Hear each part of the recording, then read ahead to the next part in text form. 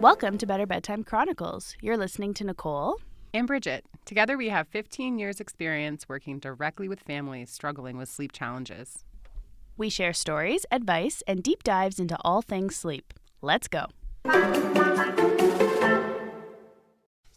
Hello. Hey. How's it going? I'm angry today. All right. I love a podcast that's angry. Let's go. What's going on? I, number one, wish I wasn't impacted the way I am by things people say. I'm a sensitive person, I will admit, and my feelings get hurt. And sometimes in the world we work in, as you know, it can get a little spicy. Mm-hmm. Yeah. And so yesterday, or the day before yesterday, I was scrolling on TikTok and came across a extremely angry woman who literally hates sleep consultants, went on to just roast sleep consultants. We're scamming people out of money. We don't know anything. And I found it like super triggering. Mm-hmm. Yeah. And so I waited not long enough and I replied because I never do that because, you know, I hate confrontation. Yeah. But I just felt I'm picturing all these people we've worked with who are in the pits and need help and get help, and they feel so much better. And I'm picturing them watching this person who is just so irate. Mm-hmm. She was specifically irate about taking care of babies, I don't know that person's specifically, but I know it's a very popular sleep program. And so just went on to completely just be very terrible about the things they were saying. So I thought this is a good chance to speak to this, which is not a new thing. There's always, skeptics there, sure. Yeah. And just explain that, and I did post a reply video to this, explain that not safe sleep or sleep training or sleep hygiene does not come naturally to everyone. Some people do need some help. They don't have maybe the support system that you would have, and it's okay to do that. And in fact, we are very trained and skilled and experienced in what we do. Yeah. So I felt, that's kind of how I felt. And then that got me all rattled up. I don't like it, but I'll be honest, that's where I'm sitting at. That's fair. I think you said something really important that I want to touch on, which is this idea that, like, when someone shares an opinion, a strong opinion like that, other parents are hearing that and feeling shame that they have engaged in the behavior that parent is criticizing. Yes. And I think, like, the concept of shame in parenting is a humongous, thing that we all kind of cope with, that we all deal with. As a perinatal therapist, I speak a lot about feelings of guilt and shame with my clients. And this is like a really big problem in our society. Like, we as parents, sometimes our instinct is to criticize and critique other people, and we don't think about the impact of that, especially when we're putting out like a generic social media post that's just like going off on somebody and their parenting choices. Like, I think that's bullshit. You're right. Like, what the fuck do you know yeah about this? Exactly. Each parent, like, should be trusted to be the expert of their own parenting decisions. Yeah, and then leaning on trusted resources, whether it be a lactation consultant, a sleep consultant, whoever it is, be able to make that call without being put down in such an aggressive, intense way. It's just awful. Well, and the value of I always, across the board, I'm going to celebrate when someone reaches out for support, period. Whomever they're reaching out to, like, support is the backbone of strengthening our mental health, and it's the backbone of solid parenting. Yeah. And so I am never coming at anyone for reaching out for support from anyone. And I think that the way that you challenged this video that you saw was really good, because the entire time you were just focused on, like, parents deserve access to best practiced, research-based information. Yes. And there is no shame in reaching out to receive that. Absolutely. And I think what you were saying in that video is, like, if you're watching this and feeling guilty for the choices that you made for your kids, please don't, because there are people in the world who think that you're doing what's best for them by accessing support. 100%. And that's this type of thing is what is just so divisive amongst parents, whether it be, and I remember feeling this way when offering a bottle when I should have been like exclusively breastfeeding, right? It's like not necessary. No. At all. We need to just remove the judgment here. Yeah. And it starts with us, I think. Oh, yeah. I definitely think like there were times where I would have been, and especially as a first-time mom or a young mom, seeing posts or support for things that weren't my decision. And then I would get my back up and think, well, I didn't rear face past X months or whatever it is. That must mean they're saying I'm a bad mom. And then I would get like activated by that or triggered by that. And then sort of unlearning like, no, that's not even about me at all. So when this person was rattled about someone sharing whatever the post was about, maybe it was a nap schedule or how to deal with early morning waking, something along those lines. If it doesn't apply to you, just move on. It's not something that needs to be so just angry. Yeah. And you're probably right. I bet that person who posted that video was activated because that person was probably feeling judged for their sleep strategies. So she herself is probably having a tough. That's right. And so it's like this cycle, and we do it to each other. We really do. So, I don't usually reply to stuff like that. When I see heated discussions on this very topic, I try not to get involved because I know there's a lot of big feelings about it, and I try to just stay in my lane in that I'm not going to convince you should sleep train or you have to do this. We're here when you need us. Yeah, and honestly, we don't even have that agenda at all. We don't. We really don't. We don't care. We're literally here if you need us. If you want help, we are here, but we're not going to be certainly convincing you that that's what you have to do. No. So that's kind of where my energy's been in that space, which hopefully today's a brighter day. It's lovely. It hopefully will be out of my mind soon, but I won't pretend it didn't bother me. It did. You know what's interesting? You're kind of like making me think back to when I became a sleep consultant. So I started this job like as a kind of an offshoot of my therapy practice. And I began by taking kind of this generic sleep training course that didn't have a lot of detail, but it essentially just gave me the qualifications that I need to say that I was certified to be a sleep consultant. But I found that I was much more like educated about sleep just from my own kind of independent research with my first, when I was struggling and trying to solve some problems there. But what happened was, because I took this generic course, I got educated right across the board. So I was able to work with families in any kind of with any sleep goals and with any sleep techniques. So it wasn't just like a Ferber method. It was all the methods. It was how would you cope with, co-sleeping and sleep training when you're co-sleeping. And people have this perspective that you actually can't modify or support sleep when you're choosing alternative like sleep methods, but that's actually just not true at all. Like there's all sorts of things that people who have who lie on both sides of these arguments are doing to support their kids and with sleep. For example, like timing naps or thinking about schedules or whatever. Like all of that is part of the work that we do. So anyway, when I began my work, I was working with families who had all sorts of values around sleep. And I advertised that I could work, with a gentle approach. That's kind of the language that people use in our business, which essentially means like no tears, or like an extreme approach. Like some families would approach me and say, I want to do extinction, cry it out. I don't want to do check-ins. I'm not doing any of that. I'm just like going right for it. And I had the skill set and the knowledge to do all of that. So what was interesting is I really kind of like fell back on that when people challenged me about my like sleep consulting. I'm using air quotes here. And I hated the when people would call me a sleep trainer. I was like, I'm not a sleep trainer.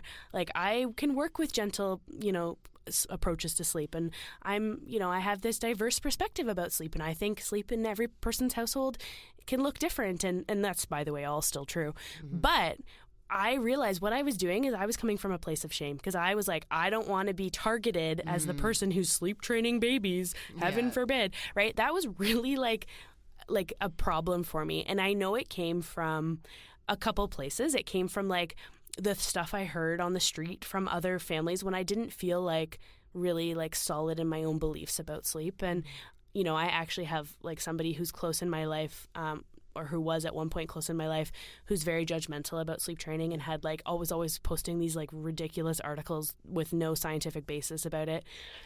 So I was like receiving all this information from the world. And even though this was my job, I was still carrying a lot of shame about it and wouldn't admit that I was like teaching families how to sleep, which is like a hilarious thing now because now I have a podcast about it. Very public. And when Bridget approached me, Better Bedtime has a specific Explain. Yeah, I feel like our approach is pretty, it's definitely, we know what works well. Yeah. And so I wouldn't say we're as fluid. Like, we wouldn't say, I can help you continue to co-sleep. No, we would refer. Be so good at that. We'd refer out. Yeah. And that's because we know our lane. Yeah, we do know our lane. Yeah. And that's actually a better way to practice. I'm much happier practicing the way that I practice now. But when Better Bedtime reached out, that was one of my concerns. I was like, how am I going to maintain this illusion that I'm not sleep training babies when I join a company that known for sleep training babies? Yeah. So I had to work through my own shame about that and my own, like, I didn't know this. Yeah, new story for you. There we go.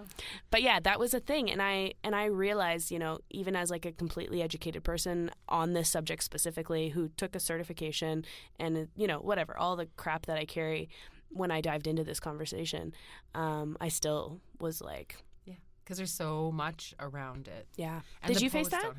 Oh my God, absolutely. Yeah. It felt, but for me, I was so inspired by how life-changing it was to sleep train our boy at that time that I was like, I'm doing it anyway. Yeah. But there were people from my, social media, you have people who are acquaintances or you've known from this time or that in life. And there's a couple people specifically who were like adamantly against it and would share like pretty aggressive posts about it. But then I look back and I probably shared some pitchy posts. Sure. Maybe, right? I mean, again, we're all just acting from this place of activation, right? It's true. If we're feeling triggered by something that someone else says, we then get defensive. It's true. And it does feel weird. I remember at the time, someone from that circle contacted me for help. And they're like, just don't mention it to the other. And it's like, oh my God. I know. For real? But we keep it totally confidential because it's the reason I don't have my vehicle wrapped in their ending. Like, everyone's like, you should have because you could be in front of someone's house. Yeah, you're parking in people's driveways. I'm like, I'm not. It's personal. It's private, but there's still, unfortunately, this shame around it. And what really would grind my gears, as Peter Griffin would say, what really would grind my gears is the other side would say things like, we believe in nighttime parenting. Yeah. I'm a parent at night too. Just because it's night doesn't mean I'm not a parent and you can just like ignore your baby. I'm like, you could not be further from the truth with that, because sleep training or implementing good sleep boundaries and sleep hygiene is the epitome of nighttime parenting. Yeah. So just because we might go in and respond in a different way and have a different technique there to help everyone sleep more soundly overall doesn't mean we're ignoring our baby's need. Not at all. I would argue the opposite. I think a responsive parent who is on it would intervene when sleep is a problem, and you would do something about it, whatever that looks like. Mm-hmm. So that would drive me nuts. That like, I believe in nighttime. Well, so do we. We're parenting them in the night, right? Yeah. I mean, for sure. Yeah. This idea, I think, we're also arguing a bit like kind of antiquated perspectives on what sleep training means and what it is. And I think, we've covered that a lot in one of our earlier episodes when we talked about like what we do and why we do it. But I think ultimately, this idea of shame, I guess the point of this episode now that we're talking about shame is how do we move through that? How do we find ourselves in a place where we don't need to carry guilt or shame about what other people are doing? Oh, that's a heavy one. I don't know that I even know the answer. I think for me it starts with me and me being like, am I projecting or saying or posting things that are insensitive to someone else, or that would be even interpreted as putting someone else down, or that we're better than, or someone's less than. Like, I don't want to ever be a part of any of that. So I think I could definitely take a closer look at my behaviors online and say, am I part of the problem, or can I make a change there? Well, and I think that's important too for in the context of this podcast, because of course we have opinions that we're sharing very openly in the hopes of helping people who are asking and needing help. But if you listen to this and this isn't aligning with like what's happening in your household, I hope that we're being transparent about the idea that we are really supportive of those strategies that you're using because they're working for you, right?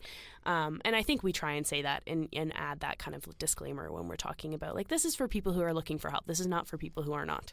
Yeah, that's right. But I think it's, it does start with us. We have to be the solution, not the problem. And I think it also has to come back to, like, feeling confident in your decisions.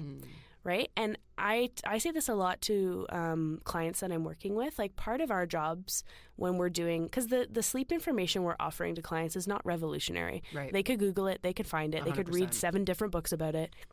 I think the value that we add is instilling that confidence, right? Explaining, why this is effective, how it works, what we see in other families, what's normal to expect, right? And just being able to reach out to us and say like, hey, this is what's happening. And us say, you've got this, you're doing a great job.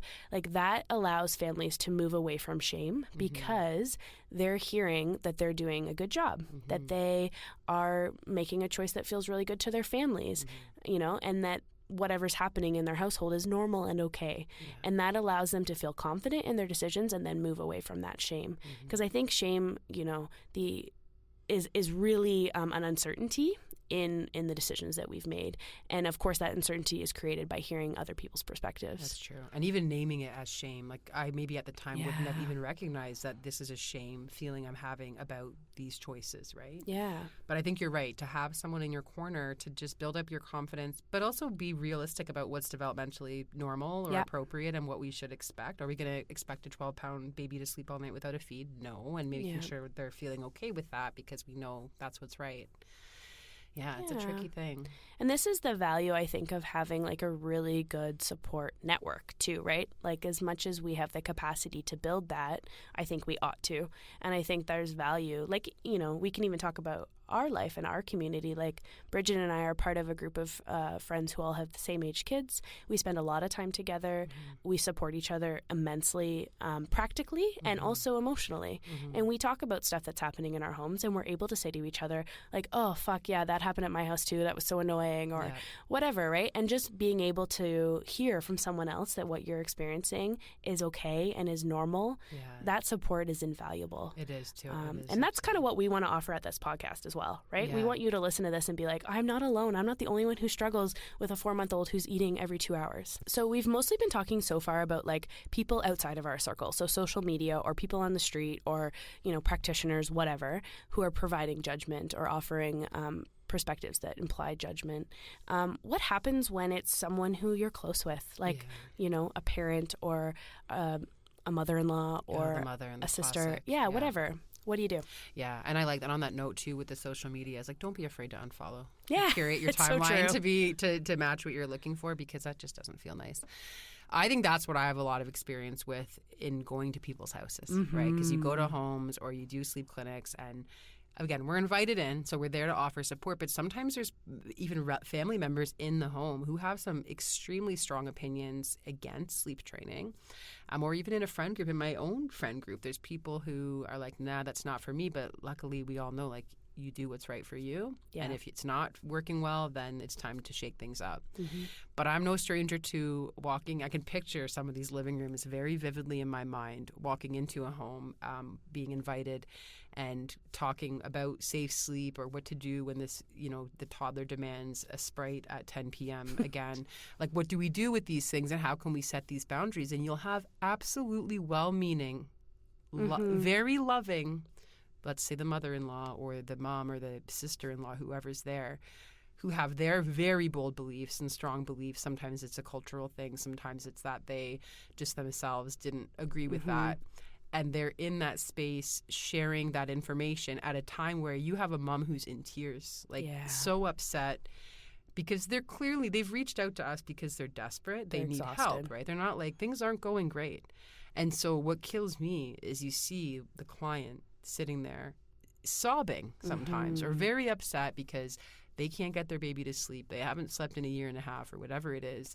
And then to still have said relatives sitting there saying like, well, this never happened for me. You just can't handle it, right? Or this is wrong. And so I have to be ready with evidence-based information. Like, well, actually, this is okay and this is safe to do. And we can make sure this baby still feels loved, this toddler still feels in control or supported or whatever, while having good boundaries around sleep and being the parent and being the person who can really set the tone there. And so there was one in particular I think about that. I was there till midnight, so there was a lot of back and forth going on with this grandma, and really some intense things were said. It's not like they're fighting and me yelling at me. I'd be gone immediately if that ever happened. It was not like that. It was just like, what if you're causing severe issues, developmental issues? One even said, like, you could cause autism doing this. I was like, okay, that's definitely not. It's not how that one goes.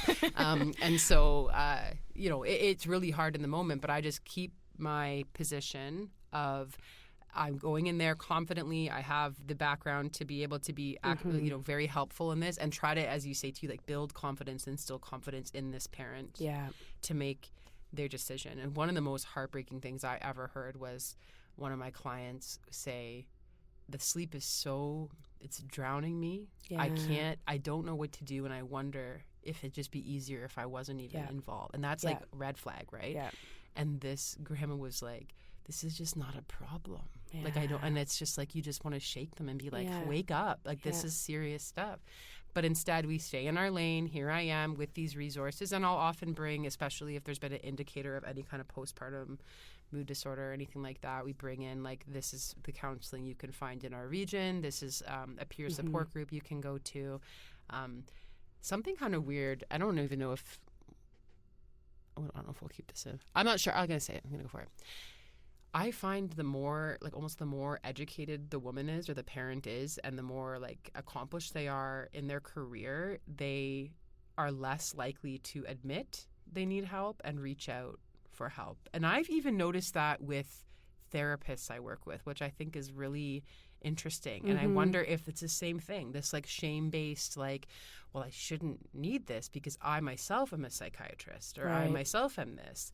And I just have found that, like, I don't know. I hear what you're saying. I think there's this perspective in our society about the idea that women ought to be able to do it all, right? And that's pervasive. And, women are balancing careers and motherhood and all sorts of other things. And again, back to the shame piece, like we hear these messages like, from our culture at large, like, why are you struggling? Why are you suffering? This should be natural or normal. You should have instincts about how to handle this, right? And I think the more exposed you are to those messages, which is likely to come from places like higher education and high-paced careers, and those messages are prolific in the space of a working parent, working mother, this pressure to be everything, do everything, know everything. And so I think parents do struggle with reaching out when they have those types of pressures, because it feels even more shame. That's true. Right? Because it's just another thing I can't fucking do. Yeah, that's a good point. I didn't think of it that way. But at the end of the day, and I think about this when we hang out at the park, right, or we're out and doing our things, and you see kids of any age playing, it's like no one gives a fuck. If they were breastfed, formula fed, sleep trained or not, no one gives a shit. No. And so why do we do this to ourselves? I know. Why do we put this pressure on ourselves? And I think, you just shared an excellent perspective from like the lens of a sleep consultant, right? Like how do you manage the struggle when a family has disagreements about sleep? So I think, evidence-based practice is really valuable from a sleep consultant perspective. And I also want to add that when we're talking about, just our friends, right? So if you're the parent listening to this and it's your sister-in-law who really disagrees with what you're up to, or your best friend who's doing something totally different than what you're doing, I have found in my own personal relationships, the best way through that is just to connect with that person. The reality is, if there's two parents in a room, there are many, many things that we can all align on. We all love our kids. We are all making choices that are in our kids' best interest. We are all trying our fucking best to be good parents. And so if you can just, look across the room, go across the picket line, and just recognize that we're all just the same. We're all just doing the best we can, right? That can be a really good place to begin building respect for one another's practices, right? We don't have to agree. And, like even Bridget and I, we're pretty aligned, but there are things we probably don't agree on. But we respect and love each other, and we're happy to support each other. And that's the end of it, right? And it's that connection that matters. Yeah, and we don't have to agree on everything. No. But even in the moment, let's say that example you're saying where a sister-in-law or a person in your close circle is doing something very different from you, and they're maybe verbal about it, or they're putting down your decision, just confidently stand your ground. And this is my choice. And even if you're the person like maybe me in the past who hasn't been as supportive, I might have learned to say something like, if you did want to help with sleep training, I could help you, but I'm here to listen to how co-sleeping's going for you. Or I'm not going to try to change your mind. I'm happy to support you and listen to you and be there with you as you talk about it. It doesn't mean I'm going to try to change your mind. I'm going to support your choice with that. This reminds me of not to trigger us all and talk about the pandemic, but during the pandemic, when there was so much information shared online, extremely divisive in terms of the vaccine and the wave and this and that and the lockdowns, there was a time where there were people very close in my family that I would argue with because we had such different stances on this. And this reminds me, and something we did not early on, I would say this was after many months of really stupid arguments and a lot of time wasting, was stop texting or posting on each other's stuff. It was phone calls only or video messages only. Wise. And if she's listening to this, sissy-in-law, I hope you are listening, we would send each other videos when we would argue or have a big feeling. And it just, what it does is it brings back the tone and your like real roots, as you say, caring and loving one another, and less anger and intensity with all these posts and these things. And looking back, I'm like so embarrassed that I wasted so much time on that stuff.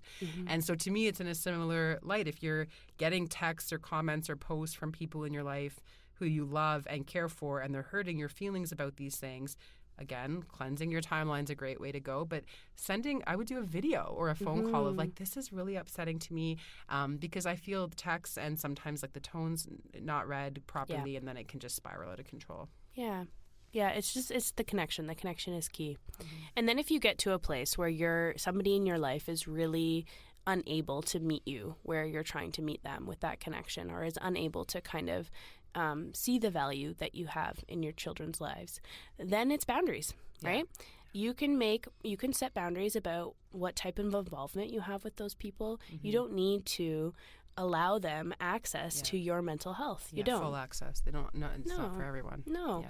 And boundaries, as a reminder, are things that you're going to do. You can't control other people's behavior, so you can't say, "Oh, you're not allowed to say this" or whatever. What you can say is, if I hear you speaking about these types of things, I'm going to end the conversation, or I'm going to take space from you, or I'm going to ask you to leave my home, right? And that's perfectly okay. Like, there is so much value in protecting your self-esteem, your confidence, and your feelings about your parenting choices. That's something that we have to safeguard. It's true. And the boundary thing can be tricky too. I feel like I've done a decent job setting boundaries, but I had a situation this summer with a relative where I had to set a boundary on what I was willing to accept or not. And they inevitably charged through that boundary, which forced me to a position where I need to take a step back. And that was something I learned. I remember who was telling me about this idea of like, you set this boundary, and again, you can't control what they're going to do or not going to do. No. And so if they step through your boundary and you've already tried to set a line, then in fact, I'm changing. I'm moving back. So I'm now moving away from those get-togethers or from being around this person because they will not respect the boundary. Yeah. And that's it, right? These are choices that we have to make to protect ourselves and our children and our mental health. Absolutely. We do it all for them. And on that note, with this whole topic of shame around sleep training, we hope that you can feel confident in your decision and trust your instincts. They're never wrong. And if something's not working well, it's a good time to make a change. And if you are, again, like me and have posted or said something that maybe wasn't so helpful, maybe and I'll do this too, is ask myself, is this helpful or not? Yeah. Is this going to hurt someone's feelings, or not? So I think to wrap up this conversation around shame and parenting choices, it's important to talk about another strategy for dealing with shame, or even just maybe for sitting with shame, I'll say, and that's having compassion for yourself. I think, we can, just as we are easy and quick to criticize other people, we can be easy and quick to criticize ourselves. And we might feel some sort of way about the shame we're feeling, right? We might be critical of ourselves for allowing other people's perspectives to challenge our beliefs. And in fact, speaking back to my experience as a new sleep trainer, like that was certainly what I was doing, right? I was like, I am a therapist. I am a sleep educator. How am I allowing this to get? I was critical of the shame I was feeling. And so I think one way to move through shame and to sit with shame is to just be gentle with yourself. If you're noticing this is coming up for you, just give yourself a little hug and say, it's okay. I'm just a human. Humans feel feelings, and that's okay. Oh, I love that. That's a perfect way to wrap this up, because I almost promise, we've all felt this way, or we will at some point. Whether it be related to sleep or our kids or something else entirely. So I think that's a perfect way to wrap. And just remember, you're not alone. You're doing a great job. And if you're having a hard time, we're here to help. Yeah, for sure. You are the expert of your own parenting situation, and never let anyone else tell you different.